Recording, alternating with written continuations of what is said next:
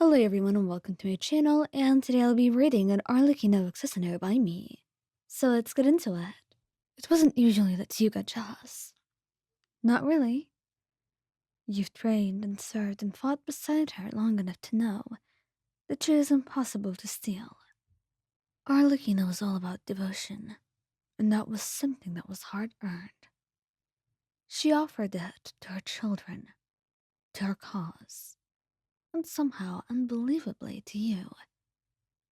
But today, she was pushing your patience. It started with a simple diplomatic exchange with a visiting noble from Fontaine. Some merchant with slicked hair and too much cologne, and the kind of confidence that only comes from never being told the word no. He's supposed to discuss trade routes with Arlecchino. He spends most of the meeting complimenting her. "You're even more striking in person, Lord Arlecchino," he says, bowing too low, staring too long.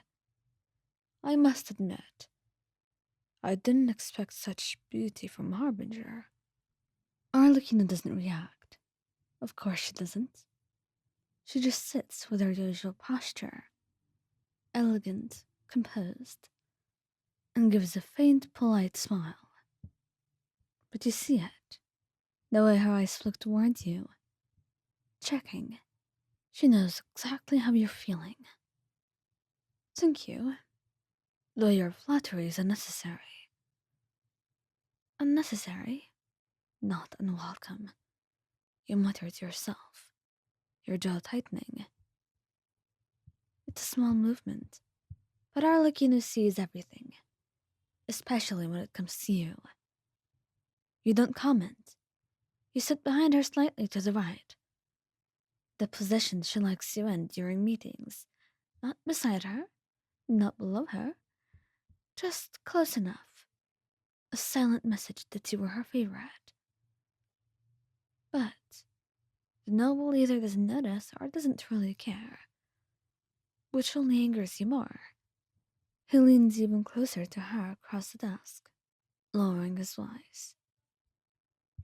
"And do all fit to behold themselves with such grace? Or is it a trait unique to you, my lord?" Arlecchino's fingers tapped the desk once.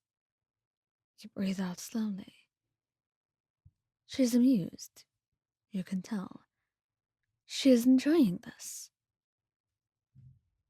"Perhaps you should focus on the contract that you came here to sign," she tells the man, her voice smooth.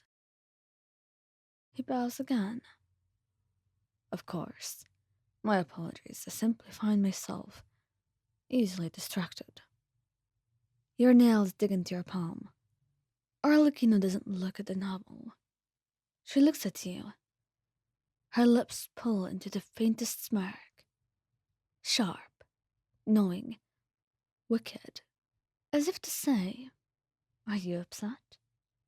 You look away immediately, which only makes her smirk grow.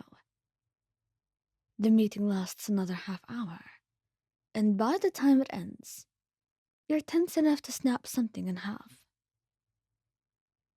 The noble finally gathers his papers and bows once more to Arlecchino.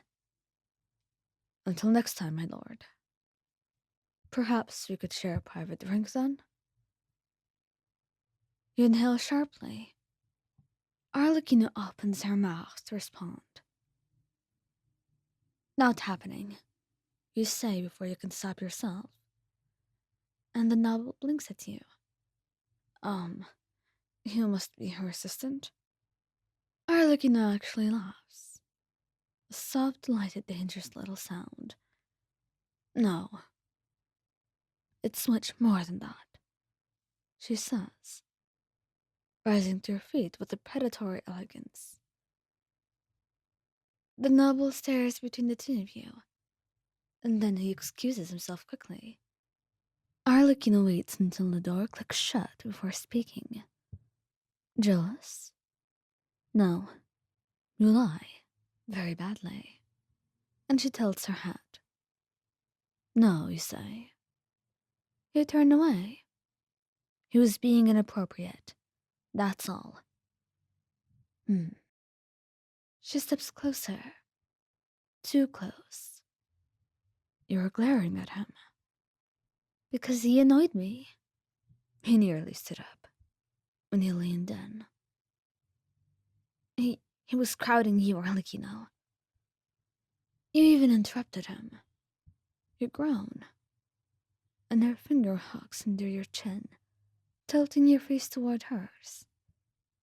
And her eyes gleam with amusement. And something darker, something satisfied. You're jealous. You swallow. So, what if I am? She smiles slowly. There's nothing wrong with that. I like it. Your heart stutters. What? She steps even closer. I like how protective you get. How your jaw tenses. How you narrow your eyes. And how you don't even realize that you moved closer to me every time you spoke. Your face warms, and she brushes a knuckle down your cheek. You think I don't notice? I notice everything about you. You look away. It's embarrassing. She chuckles. Not to me. Not at all. You try to pull back, but she catches your wrist, effortlessly, pulling you into her arms, as if that's the most natural thing in the world. What exactly? You mutter, face buried in her shoulder. Do you find so amusing about this? Her lips brush your temple. Because it means you care, more than you realize. You let out a breath. I always care. I know. But jealousy reveals it where it's don't. And what does it reveal? That you're afraid to lose me. And slowly, she presses her forehead to yours. But you won't. I promise. You make it very difficult not to worry. And you make it very adorable when you do. I'm not adorable, Arlecchino. Of course not, she says, smiling too wide. And you sigh dramatically, shaking your head. That noble was insignificant and forgettable. I don't want him. I want you. So next time when you feel jealous, I want you to remember that. She kisses your cheek and then leaves, leaving you absolutely stunned in your place, your face bright red. Arlecchino was a woman of few words, but every single word of hers had a huge effect on you, especially when they were said like that, especially when you knew they were all true, and that in the end, you had nothing to worry about, not at all.